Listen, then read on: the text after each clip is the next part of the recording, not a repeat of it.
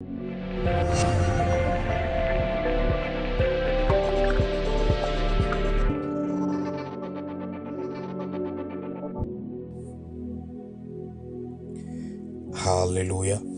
Soyez bénis au nom tout-puissant de Jésus-Christ de Nazareth. Aujourd'hui, nous allons parler de comprendre la légalité spirituelle pour expulser les démons. Comprendre la légalité spirituelle pour expulser les démons.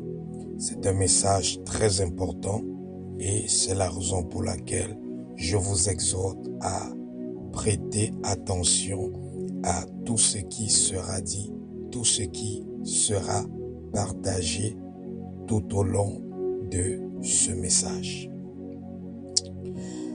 Il y a beaucoup de mensonges en ce qui concerne la délivrance et la chasse aux démons, ou en ce qui concerne l'exorcisme en général. Et je dirais que la plupart de ces mensonges sont aussi des résultats découlant de l'ignorance de certaines personnes ou alors de l'incompréhension de certains principes spirituels concernant le monde des esprits. Beaucoup ou plusieurs personnes sont confuses parce qu'ils ou elles ne connaissent pas ou ne comprennent pas certains principes et lois spirituelles. Pour réussir dans un combat spirituel ou dans le domaine de la délivrance, il est nécessaire de comprendre les principes et les lois du royaume des esprits ou du monde des esprits. Nombreux sont ceux qui essayent de s'attaquer aux démons ou qui essayent de faire l'exorcisme ou qui essayent de chasser les démons sans comprendre les principes de la légalité spirituelle ou des droits légaux spirituels. Et lorsque je parle de légalité spirituelle, je veux dire par là l'état ou la qualité d'être en conformité avec les lois spirituelles régissant le royaume ou le monde des esprits.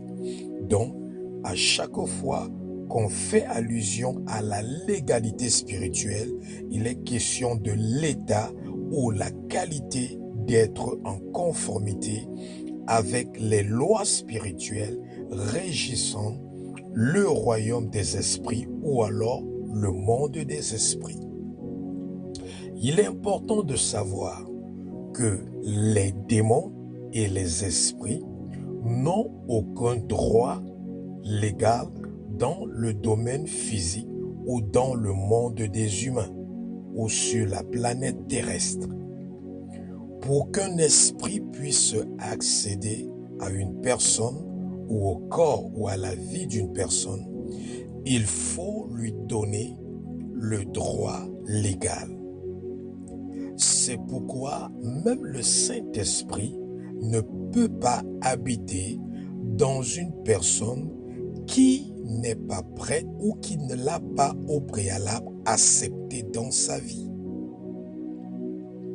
C'est la raison pour laquelle même les démons aussi ne peuvent pas accéder à une personne ou posséder une personne sans en avoir le droit légal. Pour qu'un esprit puisse agir ou opérer dans la vie d'une personne, il faut que cet esprit ait été invité dans la vie de cette personne d'une manière ou d'une autre. Chaque fois qu'un démon est à l'œuvre dans la vie d'une personne, c'est simplement parce qu'il y a quelque chose dans la vie de cette personne qui donne le droit légal à ce démon d'agir dans sa vie.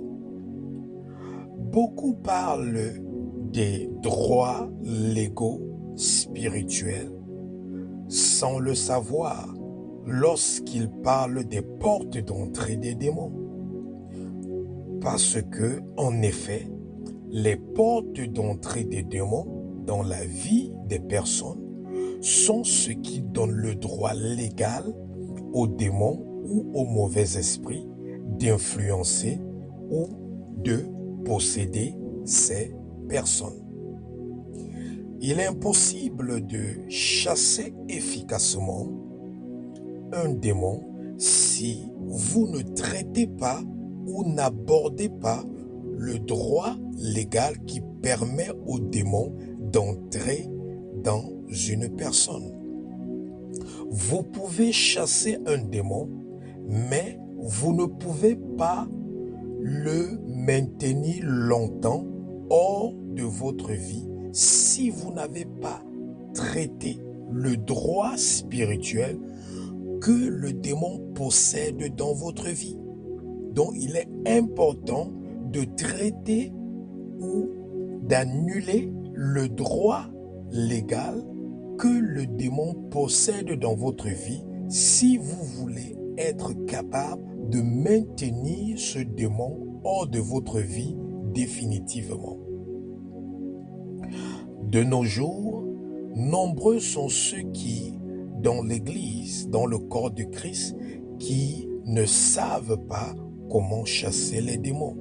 Car ils ne savent pas que chasser les démons n'est pas toujours la délivrance.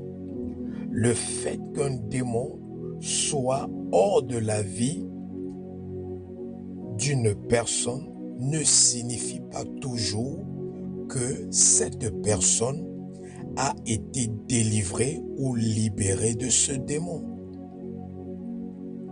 Dans de nombreux cas, lorsqu'on fait des prières de délivrance sur les gens, les démons sont expulsés, mais après un temps, ces démons finissent par revenir dans la vie de cette personne. Pourquoi? Parce que les portes au travers desquelles ces démons étaient entrés dans la vie de ces personnes n'ont pas été fermées. C'est pour ça que la Bible nous dit dans le livre de Matthieu, chapitre 12, versets 43 à 45, Matthieu, chapitre 12, versets 43 à 45, « Lorsque l'esprit impur est sorti d'un homme, il va par des lieux arides, cherchant du repos, et il n'en trouve point. Alors il dit, je retournerai dans ma maison, d'où je suis sorti. Et quand il arrive, il la trouve vide, balayée et ornée. Il s'en va et il prend avec lui 7 autres esprits plus méchants que lui. Ils entrent dans la maison, s'y établissent. Et la dernière condition de cette personne est pire que la première. Il en sera de même pour cette génération méchante. Dans ce passage, il s'agit ici de Jésus-Christ qui fait une déclaration très importante. Et à chaque fois qu'une déclaration est faite directement par Jésus dans la Bible, il faut vraiment prêter attention et prendre cela au sérieux. Il y a des choses importantes à noter dans cette déclaration que Jésus a faite dans Matthieu chapitre 12, versets 43 et 43 à 45. Numéro 1. Lorsque le démon est expulsé d'une personne, il essaiera toujours de revenir. Donc ça, c'est la première des choses qu'on note sur cet enseignement de Jésus sur la démonologie. Lorsqu'un démon est expulsé d'une personne, il cherchera toujours, il essayera toujours de revenir dans la vie de cette personne. Vous devez comprendre cela. Donc, qu'un démon soit tout simplement expulsé de la vie de quelqu'un ou qu'une personne ne soit réellement libérée d'un démon, ce démon essayera toujours et constamment de revenir dans la vie de cette personne. Ça, c'est le premier constat. Constat numéro 2. Le démon ici appelle la personne possédée sa maison. Le démon appelle la personne ou la vie de la personne qu'il possédait sa maison. Cela veut dire que les êtres humains peuvent être des habitations des esprits. Et le premier esprit qui habite dans l'être humain, c'est le souffle de vie que Dieu a mis en l'homme afin que l'homme devienne une âme vivante. Parce que la Bible nous dit dans le livre de Genèse que lorsque Dieu a fabriqué le corps de l'homme, il a soufflé sur l'homme et son souffle de vie qu'il a soufflé sur l'homme est devenu à faire ce que l'homme devienne une âme vivante. Donc, le corps de l'homme est une habitation des esprits. Et c'est la raison pour laquelle, de la même manière que le Saint-Esprit peut venir demeurer dans le corps d'une personne, les démons aussi peuvent venir demeurer dans le corps d'une personne. Et de même que l'esprit humain de chaque être humain demeure aussi dans le corps. Donc, le corps de l'homme est une habitation propice, capable de loger ou d'héberger les esprits de tout genre. Donc, le deuxième constat ici, c'est que le corps de l'être humain est une habitation pour les démons. Le troisième constat ou la troisième chose à noter ici sur la déclaration de Jésus dans Matthieu chapitre 12, à partir du verset 43 au verset 45, c'est le fait que le démon entre dans la vie d'une personne parce qu'il considère que la vie de cette personne est comme un logement. Et si nous nous posons maintenant la question, comment entrer légalement dans un logement ou dans une maison? Pour entrer légalement dans un logement ou dans une maison, on emprunte la porte. La porte a été conçue pour servir de point d'entrée ou de point de sortie d'une maison. Donc à chaque fois qu'une personne emprunte la porte pour entrer ou pour sortir d'une maison ou d'un logement, cette personne est en train d'utiliser une voie d'accès légale.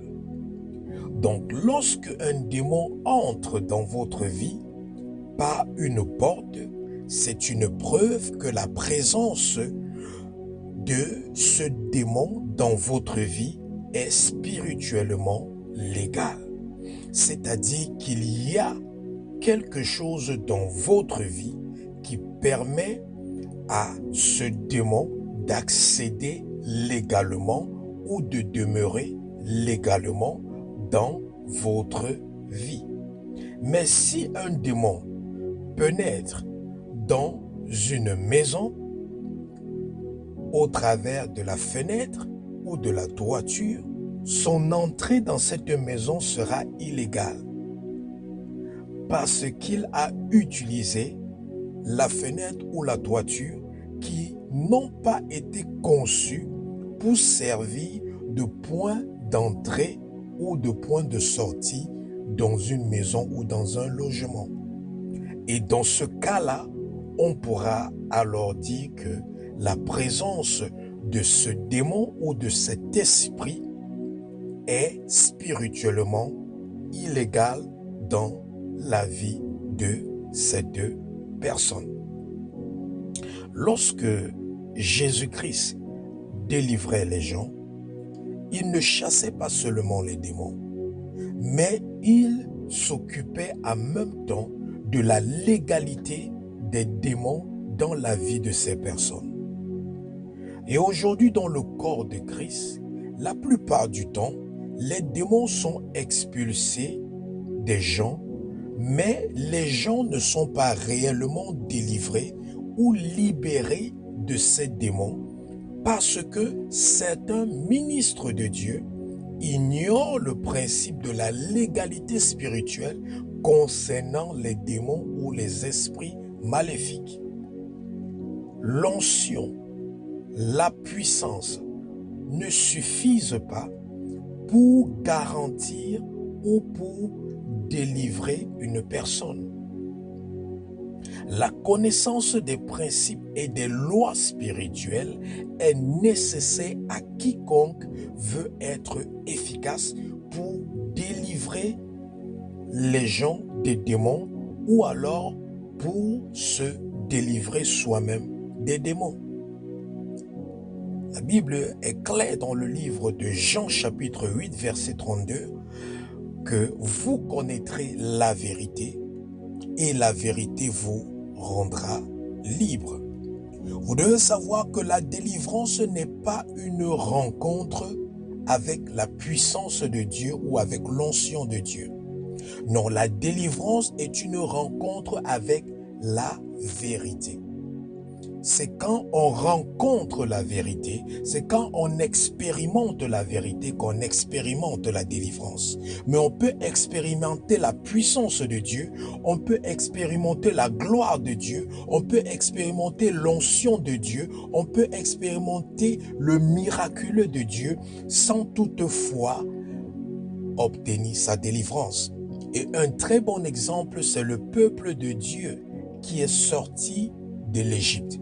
Ils sont sortis de l'Égypte, ils ont été délivrés de la captivité de Pharaon. Mais étant dans le désert, ils ont expérimenté la gloire de Dieu.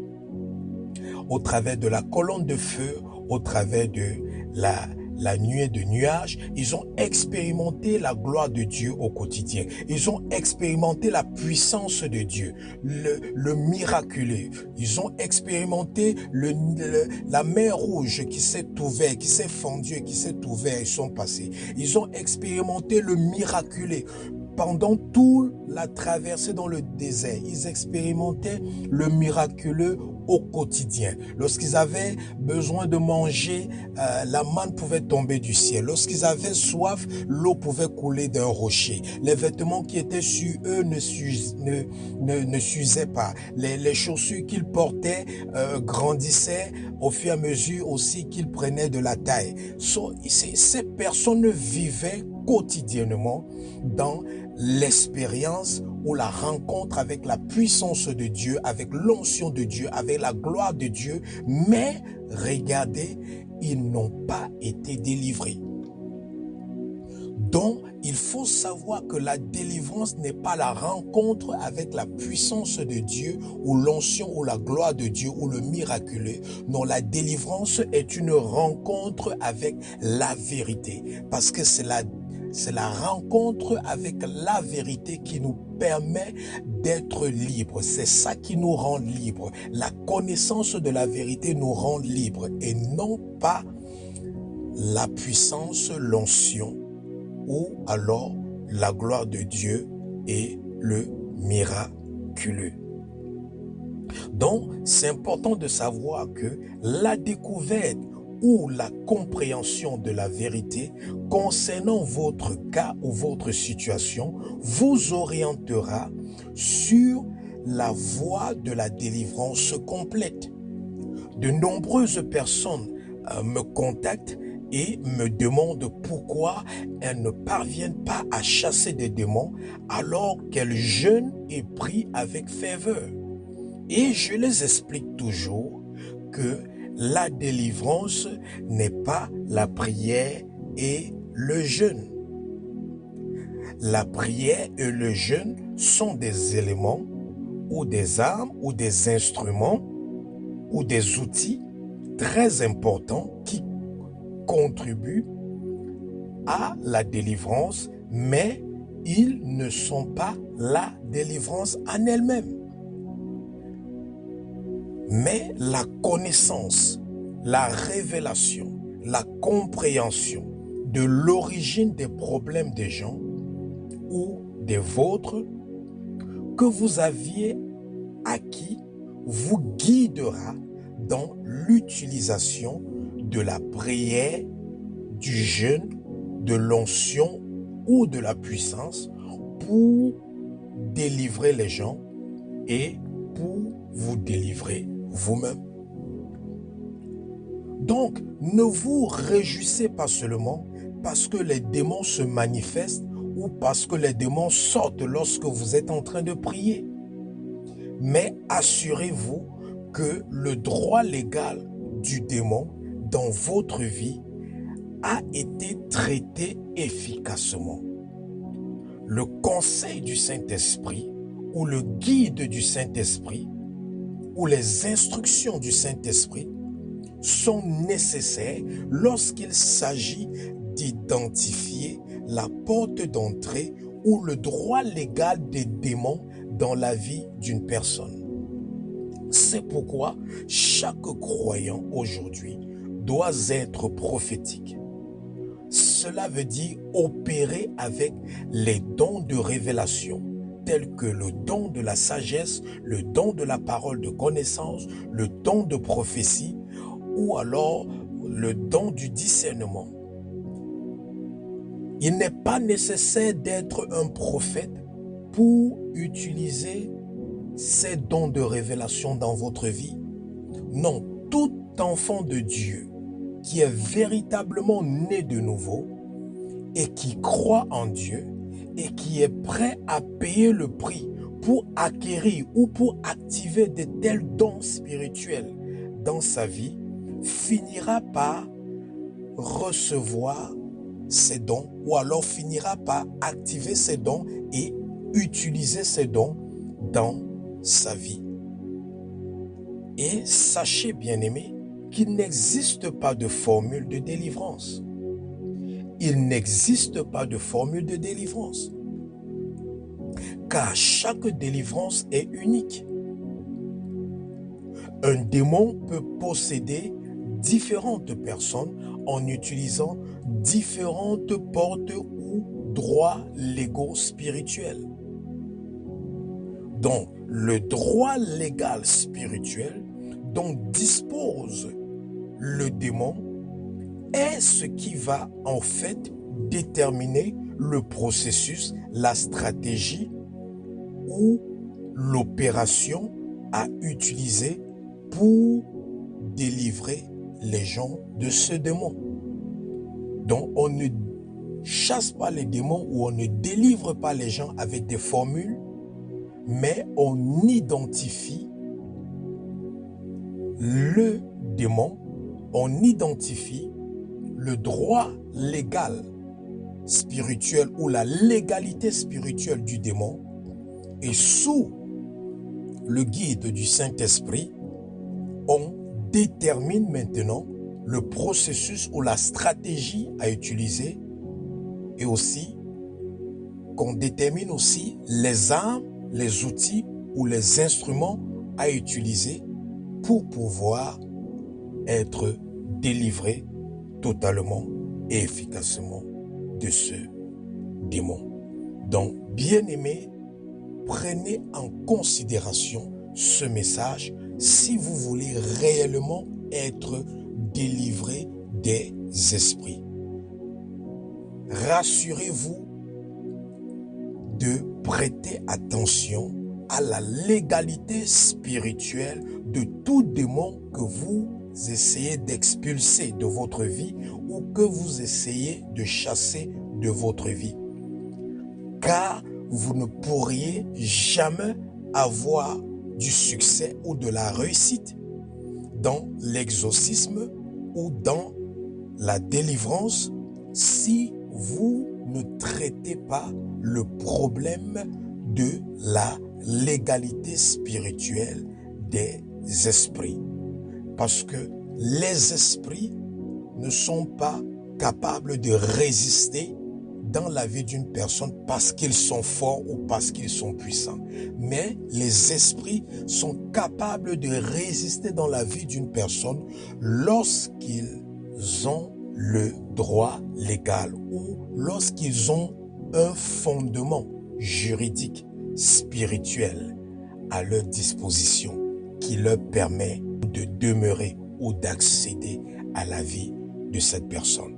Donc, comprendre les principes et les lois du monde des esprits est très important à chaque fois que vous voulez faire face aux esprits.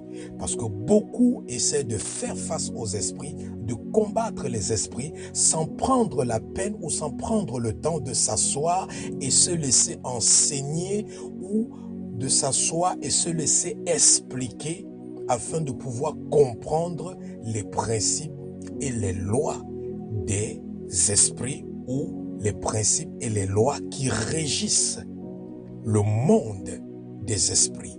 Alors je prie au nom tout-puissant de Jésus-Christ que Dieu vous accorde la grâce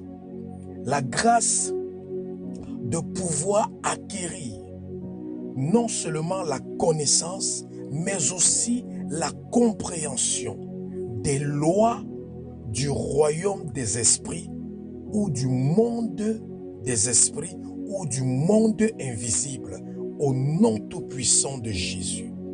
Que le Saint-Esprit, dès aujourd'hui, dès maintenant, vous guide dans le processus de votre délivrance, afin que vous ne chassiez plus seulement les démons, mais que vous soyez capable de maintenir ces démons définitivement hors de vos vies et hors de la vie de vos bien-aimés au nom tout-puissant de Jésus-Christ de Nazareth.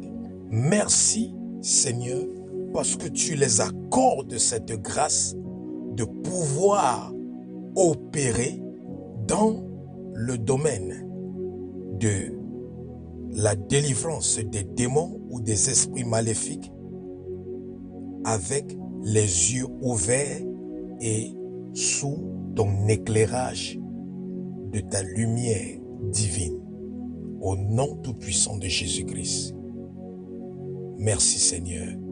C'est au nom de Jésus que nous avons prié. Alors bien-aimés, nous avons mis à votre disposition le manuel de délivrance volume 1. Le volume 2 arrive. Pour le moment, le volume 1 est déjà disponible sur la plateforme Amazon. Vous pouvez commander ce manuel de délivrance et Amazon va vous expédier ce manuel de délivrance dans les jours qui suivront. Bien-aimés, ce manuel de délivrance va vous fournir les étapes pratiques et les prières stratégiques que vous devez effectuer afin de pouvoir obtenir votre délivrance personnellement. Parce que la Bible est claire dans Jean chapitre 8 verset 32 que vous connaîtrez la vérité et elle vous affranchira. Donc Dieu, au travers de son Esprit Saint, a inspiré ce manuel de délivrance afin de pouvoir équiper le corps de Christ dans le domaine du combat spirituel et de la délivrance. Donc, ne perdez pas le temps, investissez dans votre délivrance en commandant une copie de cet ouvrage et en utilisant cet ouvrage au quotidien, je vous garantis que vous rendrez témoignage de ce que Dieu aura accompli dans votre vie au travers de ces vérités contenues dans ce manuel de délivrance qui ont été inspirées par le Saint-Esprit. Shalom, que Dieu vous bénisse.